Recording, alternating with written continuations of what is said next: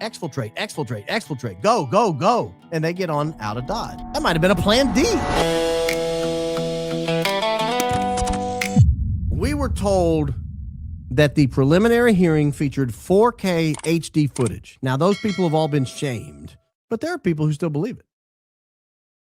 Jack Posobiec walks out, 4K, crystal clear, HD, plain as day. Benny Johnson, when he's not being Benny Johnson, appropriate last name for Benny Johnson, but when he's not out there carousing, he apparently attends preliminary hearing and sees crystal clear 4D HD quality image on 4K HD quality, plain as day. Case closed.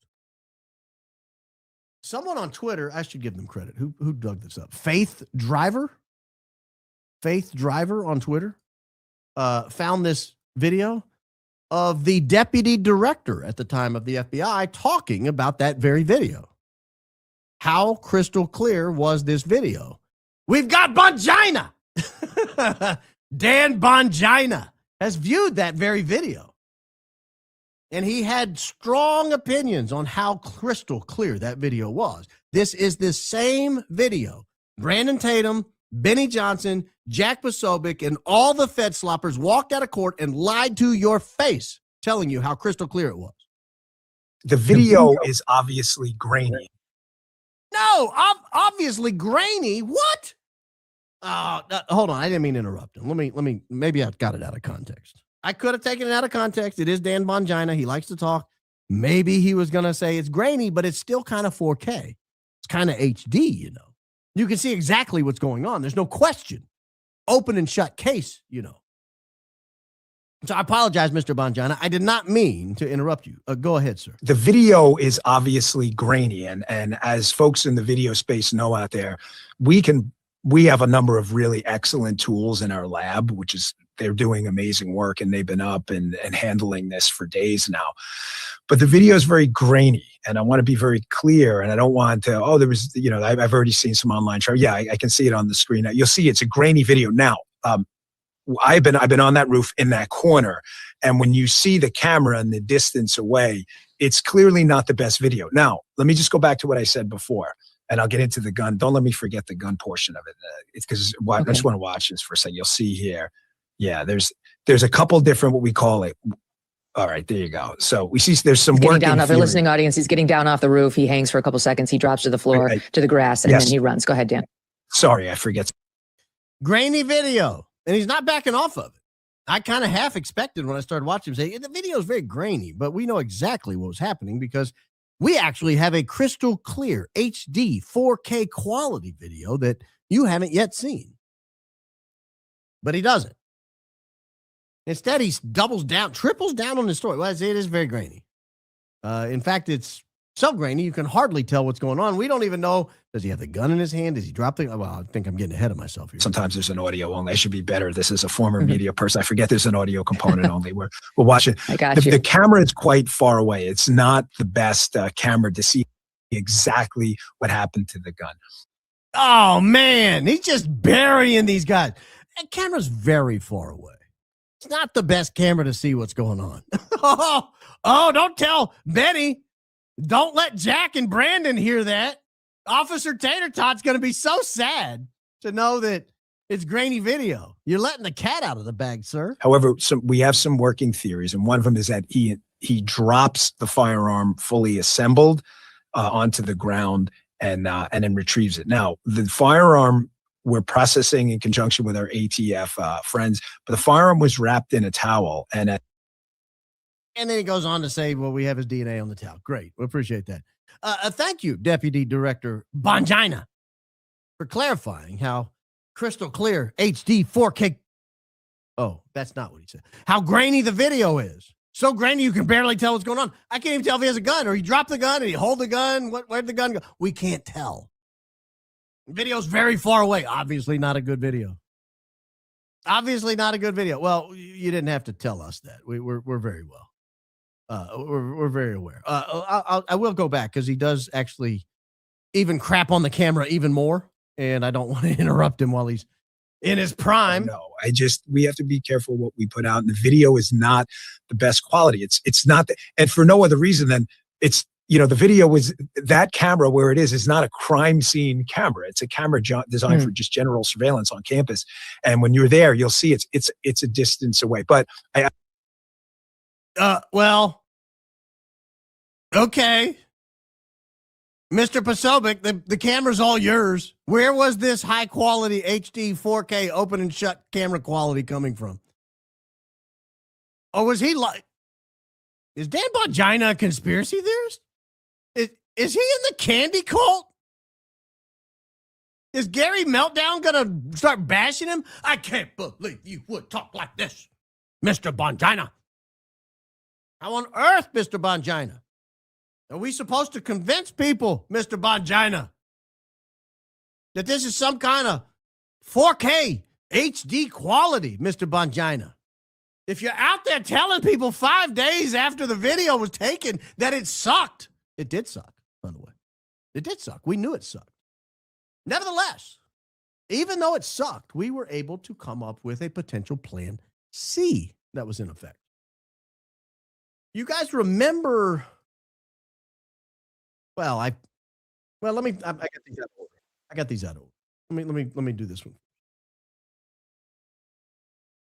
We have a very interesting piece of video that one of our very astute viewers noticed just the other day. It's not this particular clip, but I've actually gone back in time. So this is the grainy, low D, non-4K, non-HD camera, very far away, not crime scene quality. What else did he say? How else did he crap on this? General surveillance camera that's on the UVU campus. And they showed this footage, believe it or not, to show you that it was, in fact, Tyler Robinson climbing onto the roof. So somewhere in the distance, and all that grain, all that garbage back there is allegedly a pixel or two that is supposedly Tyler Robinson. And it's supposedly he's climbing over the rail. I don't know how they detect it. That's not what I want to draw your attention to, but that's why we have this video footage. It's 12:15 and 21 seconds. This is 8 minutes or so before the Big Bang. And I was looking at the parking lot, and I was thinking about the comment that the commenter had made the other day. And I noticed this little side-by-side, this little golf cart looking thing right here. I don't know if you can see it, but it's on the top left of the parking lot, oriented up and down the way this is right here. So if you come all the way to the left, you see a building. Across the top, you see a walkway. Between the camera and the walkway is a little vehicle that's on a sidewalk. The vehicle on a sidewalk. I know it's low quality, but you just got to trust me. That's what it is. It's a vehicle on a sidewalk. We'll get an idea of what it is in just a moment, but I'm going to let it roll for a second. I'm going to actually turn him off talking. I'm going to let it roll. It's rolling at 12:15. The vehicle's just sitting there, apparently off in the distance, or a few pixels that are moving. And those pixels allegedly perhaps might be Tyler Robinson. They could be Bigfoot. They could be a space alien. We're not exactly sure what they are. But what I want you to focus on is this little side-by-side is just sitting here. It's not doing anything. Tyler Robinson is now somewhere, or one of the Tylers is now somewhere up here on this roof. It's now almost 12:16. It's 12:15 and 56 seconds. I don't know how high quality you guys can see this, but it's just sort of roll. And then it jumps forward a minute. It goes from 12:16 to 12:17. The Tyler is somewhere up there on the roof. The Tyler, I'm not sure which Tyler. A Tyler is somewhere up there on the roof. This side-by-side is still just sitting there. Now we jump forward again another 5 minutes to 12:22 and 15 seconds. By this time, there's a couple of pixels up here. I don't know if you can see my mouse. It's on kind of the top left-hand side of the screen. There are like 3 pixels that are darker than the rest of the roof, and we're told that's one of the Tylers running across the roof to get into position. And I guess it's paused because it just still says 12:15, 12:22. Okay, now it's rolling. 12. So this one of the Tylers here is running up there. We see no side-by-side in the screen. It's still down here to the left, parked. We see no white SUV. It hasn't yet rolled into the parking lot, but it's coming. I promise it's coming. A apparently this one of the Tylers is now getting into position or moving closer to the roof. You really honestly cannot tell because, again, thanks to Mr. Bongino, we know this is low quality, surveillance quality footage, not HD, not 4K, not crystal clear, not definitive. It is just trash. But it is what we have to work with. It's what we have to work with. So I'm letting it roll. It's now 12:23. The Big Bang is around 20 seconds or so, maybe 25 seconds from happening now. What we're going to be looking for is a white SUV that's entering the parking lot from the top right, from the right of the frame up here, the top right of the frame. Here it comes now. White SUV coming into screen, and it's turning into the parking lot. As it turns into the parking lot, it is 12:23 and 24 seconds. We are really seconds away from all the action up on the stage, and this white SUV is turning in. We see the white SUV turn in. It comes all the way down. I've already played this part, but I want you to look at something else. And it comes to a complete stop. Right there. Boom. It comes to a complete stop at 12:23 and 32 seconds or so. And this is, we are to believe, this is basically when the bang happens. So we have a white SUV parked. It's dead stop. There's no reason it's dead stop. There's no foot traffic. There's no other traffic. It's just stopped. I speculated the other day this was plan B because it stays parked in this position. I'll let it roll again. It stays parked in this position from the moment of the Big Bang while the pixels move from the left of the roof to the right of the roof. They're now coming over here. They've just entered this white triangle on the corner of the roof. The SUV is still stopped. The pixels are now scaling down the roof. And now we have a problem because we have an SUV coming up, a red SUV that just turned in and is coming down the right-hand side right here. And it's my contention that this white SUV could be a plan B, this one that's stopped down here on the left-hand side. This is a plan B. What happens if the guy on the roof falls down and breaks his ankle? What if he tears up a knee?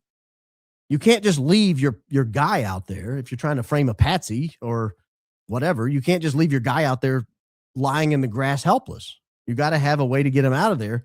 So you would have to have a plan B. You'd need somebody in a white SUV perhaps to roll up on the scene, grab him, throw him in, and leave. And now you've got to come up with two patsies because one patsy isn't going to be enough. You have a vehicle involved. But let's say, because now the vehicle's moving because the guy is jumping off the roof. Let's say one of these cars is backing out and your guy twists a knee, twists an ankle, hyperextends a knee, snaps a leg, breaks a hip, whatever. And you got a car here backing out. Well, your plan B would fail if for no other reason than your car is trapped. Your white SUV is trapped. Enter the side-by-side who's been sitting there for 8 minutes doing nothing. See it? Down here on the bottom? It starts to roll up at the exact same moment. I think that's plan C. I think this white SUV that is waiting to see if this guy's okay before he nails the gas and pulls out of the parking lot, I think this side-by-side could be a plan C in the event this white SUV gets trapped back here because he can drive up into the grass and throw him into the back of this thing and run off. Watch this. Because as soon as the guy gets up and moves and the guy realizes he's fine, the white SUV nails the gas. He's getting the heck out of Dodge. The side-by-side is doing the same thing. He's getting the heck out of Dodge. All right, guys, we don't need plan B. We don't need plan C. Plan A is up and moving. Exfiltrate, exfiltrate, exfiltrate. Go, go, go. And they get on out of Dodge. I am very thankful for a very astute listener. And I don't even know that this red SUV wasn't necessarily involved because what the hell did he do? He just did a loop in the parking lot and is leaving. That might have been a plan D. I honestly don't know. But I look at this and I think, to me, this is evidence that 100% who's on the roof is not working alone. It's nearly impossible for me to believe whoever was on the roof was working alone. You don't work alone and have an SUV stop until, from the moment of the Big Bang, until somebody drives off or until he's up running and then you drive off.